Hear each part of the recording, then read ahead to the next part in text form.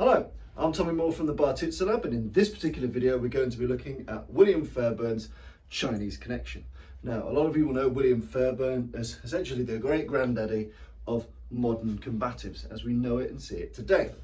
And what many of us will know is that Fairbairn earned his stripes on the streets of Shanghai, looking at early SWAT tactics, early martial arts tactics, knives, gun usage and so on, and then he took that into the crucible of war in World War II, training spies, training commandos, training home guard, training a big melting pot of people from all around the world to defend themselves in an armed and unarmed way. Now, William Fairbairn spent quite famously a good amount of time learning judo and jiu-jitsu and combining that with other bits and pieces, and one of the bits and pieces that he combines that with is different forms and different types of Kung Fu. Now, obviously, as you can imagine, Fairburn in Shanghai at that time would have been exposed to lots of different styles and systems of Kung Fu. And as many of you will know, it's a huge, broad and varied art. So some of the things he might have been exposed to, such as Xing Yi, he might have been exposed to southern systems, northern systems, who knows really. He didn't hugely or greatly catalogue the number of teachers, but there are some very, very obviously Chinese elements in what you see manifest in his guides and manuals. There is very much a Chinese flavour to some techniques, a Japanese flavour and a Western flavour, depending on the different techniques. And often, as is a very good practice to do, he blends those things together. But I just want to take some time to look at the Chinese connection and how some of those techniques manifest and how they work. And one of the main noticeable principles of William Fairbairn is his use of the Fu Jiao, the tiger claw. Okay, so the tiger claw, lots of different systems have it, either as a primary striking element or as an ancillary striking element, but very ubiquitously across lots of Chinese systems is the use of the Fu Jiao. Now, I, like many people, often laugh at or mock a lot of the ways that Chinese systems are taught and how they're practiced, because you'll go to a leisure centre, you'll be some fucking shifu gari, and it'll just be a pile of shit. And I would say quite sadly that a lot of Chinese arts have missed the kind of bus on hard, solid training, practical combatives orientated training, or indeed hard sportive training. There is Sanda Sanshu, but that is a very niche component. There's not a huge amount of Sanda Sanshu in the world. The large majority of Kung Fu has remained relatively in the past compared to, and not in a good way in the past, has remained relatively dated in its application compared to other things. However, it's very important to see what elements William Fairbairn looked at when it came to Kung Fu and thought, this is good, this works for me, this works for the syllabus that I need to teach. And that syllabus is for army personnel and for policing personnel and for civilian personnel that would find themselves in situations of danger. So it's an important, interesting philosophical point. But anyway, I digress. I'm going to showcase some of the elements of Chinese Kung Fu which would have made it into William Fairburn's syllabus, some kind of additions to that and things that you can play with when you're training at home. And I thought I would do this particular session in a slightly bulkier bit of rig, because again, William Fairbairn is training people that will find themselves in either military uniform or chunkier uniforms, or essentially in situations where they're not in easy to use gym clothes. So I like to follow that through whatever I'm doing. If you were a downed airman, if you were an SOE operative, doesn't matter who you are, you might find yourself in uniform, chunkier clothes. And it's important at winter to train in clothes that make sense. So I'm just going to go through some of the manifestations of Fu Jiao. Okay, so Fu Jiao, the tiger claw. The weapons are this. You've got the hard base bit of the palm. And again, anyone that's delivered any type of palm strike, you want to make sure you're hitting with the bottom hard bit, not the padded bit, not these bits of the hands. You want to be hitting with this hard bit. The fingers, don't overclose the fingers, because that's turning the ancillary weapons off. The important primary weapon is this hard, dense bit of palm. The ancillary weapon is the mostly open claw-like appendages that you've got for finding their way into eyes and into bits of the face and bits of the throat that can really suffer from being gripped, teared and gouged. And also the ability to use these as sharp ways to grab elements of clothing, making sure that you've got decent striking gripping and ripping abilities. So being able to strike with that bit, being able to grip with that bit, and being able to rip out with that bit where the targeting is appropriate is very, very important.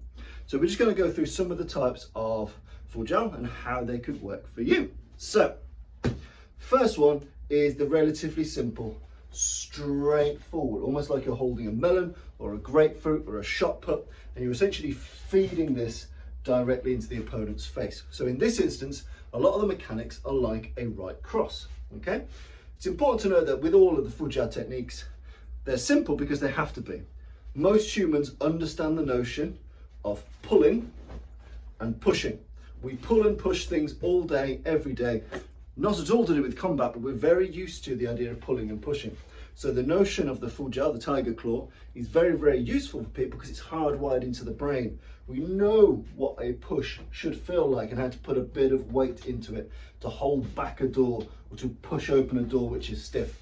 We know what it means to be able to apply a decent grip to something and pull it and use it and manipulate it. So pulling and pushing are very intuitive towards us, and that's where the fu jiao kind of taps into that hard wiring. So the first of the shots are the easiest, at a middling range is this long form shot here, coming out like a cross, smashing with the base of the palm. Then as an ancillary feature, the fingers are in the eyes. Now you may decide to exacerbate this, so once it's landed on, you rip it off or rip it out. But even if you don't do that rip out, just the sheer fact of you landing it and having fingers approximate to the eyes, you get the concussive power of the shot, the ancillary damage to the eyes, and obviously a very important thing is that you've got the momentum going forward. So,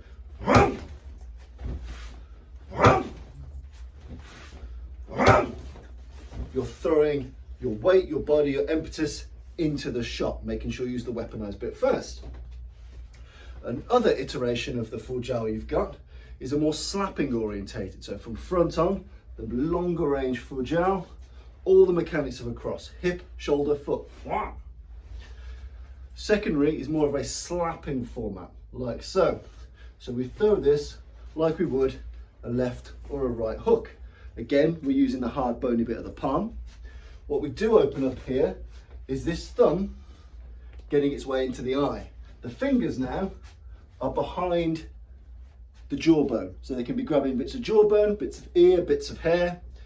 The palm is striking along the jawbone or along the throat, and the thumb is approximate to the eye. Again, we're not aiming with the thumb, but for most people, for most people's hands, for most people's faces, when you pull this off, the thumb goes towards or in the eye.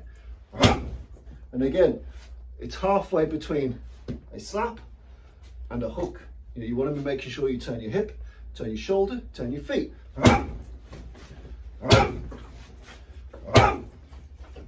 Nice and simple, nice and simple. We're turning and we're smashing. Okay, so hit, and again, if you want to, practice being able to hit and rip that fucker out. You hit percussively and you rip, or you grip a bit of face and you rip it. But this circular fu jiao can come in a hook format, bang, bang. You know, you're keeping a nice tight angle of the arm, not going too long with this. You're keeping the same discipline you would with a hook, with this shot, okay? Naturally, humans are 3D. So you might also decide to do this particular slapping fu jiao from the side. Another important element here is taking a bit of a C shape in your hand. So when you are going from the side, you're making sure that you're getting those fingers in the eyes. It's a small alteration. We're still aiming with the hard bit of the palm to a place that will knock him out, but we're adding the extra ancillary injury of the fingers in the eyes if the gods allow it to land. From here, we've got that same nasty shot, and it should feel to him like a fucking face hugger has come up to him and started to impregnate his body with alien eggs. He should feel thoroughly fucked over by this shot. So all the force and mechanic of a hook, hip, shoulder, toes, crush the cockroach, a nice tight arm, hitting with the percussive part, The fingers and the thumbs are doing their best to get into an orifice, but you're not aiming with them. From here, straight onto his face. And naturally, again, from behind, you can do the exact same motion. Again, using that small C, just gives that Fujiao from behind that little bit more venom. Okay. You've then got a face smash style Fujiao. So if you imagine you've got a piston-like one, which requires some degree of training. You can only really pull this off if you have the same body mechanics as someone that can pull off a decent right cross or a decent left cross. You've got to be able to fire the hip, the shoulder, drop your body weight into it. That's a trained response. The circular Fujiao, that's a little bit less trained, but the less trained you are, the more it becomes a slap as opposed to a open-handed hook. So it's just something to bear in mind. You want it to feel like an open-handed hook, a lot less like a slap. Okay. The third option is going over the top as if you were throwing a ball or throwing a grenade. Whoom. It's a lot more intuitive of a movement. Everybody's throwing a ball overhand, they get the idea. So this one, again, hard bit of the hand smashes down the nose or on the chin, and the fingers rake the eyes. So this one is most matching of how a tiger or a cat or any kind of predator of that ilk actually strikes. Over and down. So again, you're aiming to be percussive, shocking right down on the face, jaw, nose, forehead if you have to, and the fingers rake down thereafter.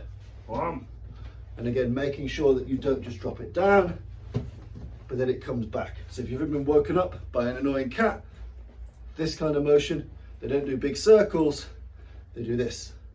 So again, once you've got that technique, you smash it down. Percussive, and then secondary ancillary damage.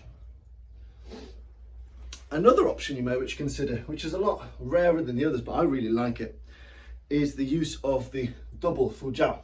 So if you imagine you're getting nice and close and you fire with both hands. So both hands are firing the chin jab, both hands have the claws in the eyes. So from here, which is quite good, because if you're starting to panic or you don't have the dexterity or the coordination to fight in a two-handed offensive way, if you can't handle this type of melee, for some people, the simplicity of just two things mashing one thing is very, very useful, very easy, very appealing, and it can have some very good effects. So again, in this instance, as opposed to the singular Fujiao, both hands come in and we're smashing up. At least one of these palms is getting on the jaw, at least one of these digits is getting in the eye. From here, from there.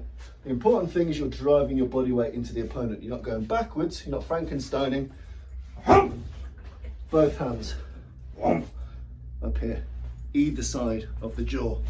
So again, you might be told to be getting your papers out, you might be told to have yourself restrained, you will have your hands potentially together. I'm on my phone, I'm writing something down, I'm about to be tied up. Sometimes your hands might be this close. The ability to just fire that double-handed Fujiao is really, very, very good. Has the same concussive power, puts you on the psychological front foot because you're powering into that man, and you've got a lot of options now to get something like this into something squidgy in the eyes. So, boom, lock that double Fujiao in. And finally, and most classically, is the Fairburn chin jab, which is a super close Fujiao. So we've got the long kind of cross-like format, we've got the hook-like format from all directions, we've got the overhand format, which smashes down and rakes, we've got the double-handed format, and the super close chin jab one, often with a drop step, a grab of clothing, comes right under the jaw. Right under the jaw, the forearm / elbow smashes him center of mass, and we're able to rock his head back. And again, the fingers cause ancillary damage into the eyes. From here, right up into his mush, accelerating his head back. Nice, nice and nasty. It's also important that all of these techniques you get conversant in being able to do from behind. So I can do the same long chin jab at this bloke from the back of his head. Wow! So I can still drive this in from here. So work around the opponent from behind, from the side, from oblique angles. Anything you do, the slaps, yep, even the overhand, I can come over his face and rip back. I can do this type of stuff, but in his most simple form, I can strike him very hard to the back of the head with little damage to my hand and really give him a solid bit of whiplash and concussion. So you've got all of these options. When you're training at home, remember he's 3D, move around him, Practice it from behind, from the side. If he's speaking to a third party, if he's attacking a third party, if he's attacking a loved one, if he's attacking a friend, you need to be able to attack people from the side with stuff and the front and from behind. Okay, other important elements about the Fujiao is that this notion, being able to percussively hit and grab or rip or collapse, is also great for people with clothes. So getting used to not being a friendly grabber. Get used to not just taking a nice grip. If you want to grip him, let's say he's got a bit of hood sticking out here, fucking grip him. So you're doing the exact same mechanic as the Fujiao, and you're gripping it at the end. You're gripping and ripping. You really get used to that explosive ability to smash and grab with this claw. So you're thinking you're clawing it, you're not just gripping it, you're not just doing a nice bit of judo or wrestling, you're really fucking gripping it. So get used to be able to percussively, each of these techniques that you've just seen, each of these iterations of the Fujiao can also be a grab. So if you imagine the hook Fujiao from here, I might be wanting to grab the back of his hoodie. I'm still doing everything like it was a strike. The same speed, the same venom, the same force. At the end of it, I grab. Okay? So every technique that works with the Fujiao, striking and ripping, or striking and gripping, can be done as a clothing attachment. Okay? And what you'll see in traditional forms is lots of double usage of these types of motions. And there's a couple of reasons for this. One, when you're fighting someone that knows they're in a fight, these get in the way, his arms, because he wants to do shit to you. He wants you to stop doing shit to him, and he wants to do shit to you. So again, using this kind of claw, this percussive grab, this might be you clearing the way to do something else.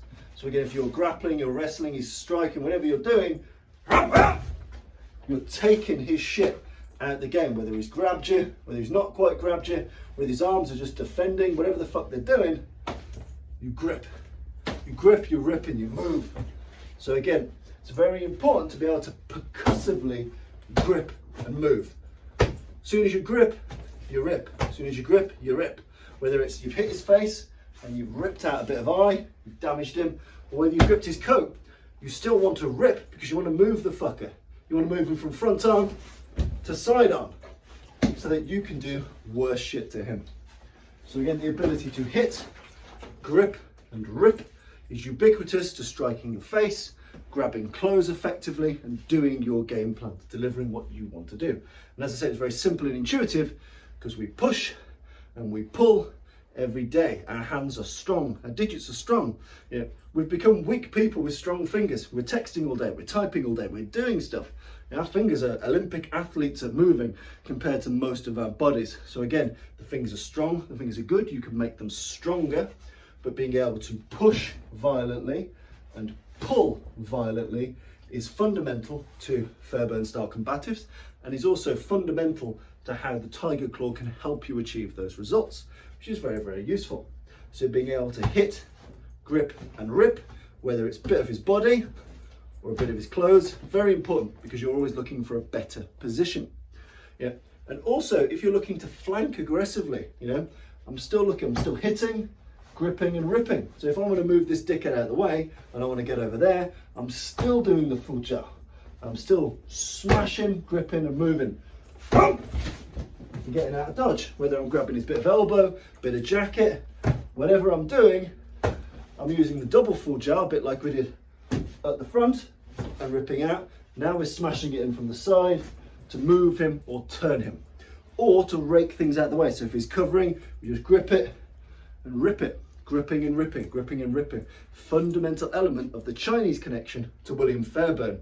So if you look at his empty-handed syllabus, you know, you're seeing tiger claws, you're seeing chin jabs, you're seeing chin smashes, you're seeing lots of elements and manifestations of Fu Jiao, a clawed hand.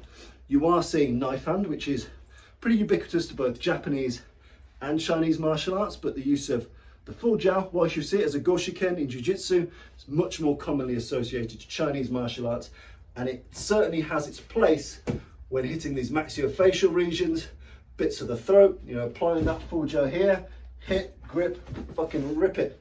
You know, it's not going to be like a kung fu movie, you're not going to be pulling out chunks of flesh, but you're going to be turning, moving. You always want to be moving him. And the reason why we do this is a notion called Jiao Da, okay? So Jiao Da essentially means to claw and then strike. And it's very common to mix up Jiao Da. So I might do Jiao, which is this grip, to pull and fucking just smash him. Smash him with a hammer fist, smash him with a palm. So I've gone Jiao Da. Yep. I've gripped and I've hit with venom. Jiao Da. And again, this could be me clearing something that's in the way and smashing. It could be me just grabbing his jacket to move him to a less fortunate position to clout him upside the head. Doesn't really matter. Me applying Jiao Da matches naturally what these techniques are designed to do. Yeah. If I'm using a percussive point, yes, hopefully we can spark him, we can do something. But if we don't, we at least want the ability to move and hit. Jiao Da, grip and hit, grip and hit. Very, very important. Often that leads to other elements, and you'll see other elements of a Chinese connection in Fairburn, such as Sachoi. Sachoi using the fist or the forearm in this type of motion here. So like almost a ridge hand, but coming circular down. Now you see that in William Fairburn's matchbook hook. He's got the matchbook here, or you can do it empty-handed, and essentially blasting this across. So you've got all certain types of strikes. You know, you've got, you know, buchoi. You've got this kind of stuff. You've got pak choi in this kind of stuff. So you've got inward-facing techniques, outward-facing techniques, much like the edge of hand blows. Some of the more obvious ones, however, are the Sachoi, which is exactly like the matchbox hook, and also the Fu Jiao. And the many manifestations, you know, Fairburn clearly believed in this technique. It's easy to do at long range, at short range, from the side, from the back. You've got so many ways to do this. Single-handed to strike, single-handed to grab, double-handed to strike, double-handed to grab, double-handed to grab and strike. So again, grab and strike. Grab a bit of utility belt and smash. Grab a bit of jacket and smash. At the same time, you're essentially applying this double Fu Jiao motion. But bear in mind that anything that doesn't carry concussive force with it, like a longer range one, or a slapping one, or a smashing one, you will then, you know, if you've had to do it at much closer range, it's then designed to cause pain in extreme close quarters, or to operate a better grip so that you can make space and keep fucking him up. So those are some of the ways in which the Fu Jiao is used. It's a very interesting technique. It's a very flexible technique. You can apply it in lots of scenarios. And the reason it comes into combative, in my opinion, is because it attacks vital area. It attacks the eyes, which are an easy off switch for most people. It's very intuitive because everyone can pull and everyone can push. Everyone can pull and everyone can push. It keeps the hands relatively safe, and it matches the nasty maul of extreme close quarters combat, real fighting. So very important techniques. The last point is where it starts to get a little bit mad, but go with me on this, is the psychology of the piece. So in a lot of Asian martial arts, when you're doing, say, tiger claw techniques, you're not just pretending to be a tiger, you're trying to manifest the attributes of that. So if you think about it, if you're doing, you know, Fu Jiao, if you're doing combatives Fairburn orientated Fu Jiao, you're essentially being a fucking tiger. And what is a tiger? It's an apex predator. What does an apex predator do? Doesn't give a fuck about what he's gonna do. He's the prey item. So no, tigers don't block, tigers don't defend, tigers, you know, they attack, they don't give a fuck, they bridge over the top. So that's why a lot of the Fujiao techniques, they come over the top. So this long range, this smash, whenever he's coming my way, I'm just raining over it. You know, I tend to refer to it like swimming. You're swimming over the top of his shit. So if he's throwing punches, I'm throwing these fucking things too. I'm really going to town, moving over and above, and essentially, psychologically, not caring about him and what he wants to do. You're just mincing through him, whether you're smashing him in the face, gripping him and ripping him, whether you're doing both, you are continuously just fucking him up.